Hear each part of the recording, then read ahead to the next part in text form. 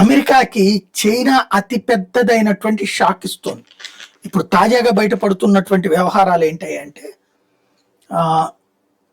ఇప్పుడు accurate attacks జరిగినాయి.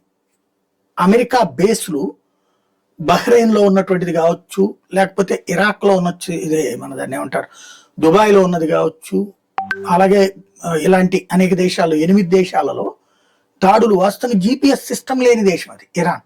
అట్లాంటి చోటకి జీపీఎస్ ఎట్ వచ్చింది? ఓ నౌక ఎక్కడ ఉంది? యుఎస్ఎస్ సంబంధించినటువంటి యుద్ధ నౌకలు ఎక్కడ ఉన్నాయి? ఎన్ని ఎలా పసిగట్టి మరి దాడి చేస్తుంది అమెరికా? అది అత్యంత ముఖ్యమైనటువంటి. అంటే చైనా ఆ లాంగిట్యూడ్ లాటిట్యూడ్స్ని ఐడెంటిఫై చేసి ఎక్కడున్నాయి అమెరికాకి సంబంధించినటువంటి ప్రాపర్టీస్ అనేది ఐడెంటిఫై చేయిస్తుంది.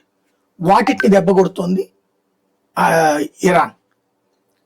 మామూలుగా అయితే గాల్లో దీపంలాగా రాళ్ళేస్తే 100 బాంబుల్లో 1-2, ఇప్పుడు 100లో 40 టార్గెట్ రీచ్ అవుతున్నాయి, 60 మాత్రం దెబ్బతింటుంది.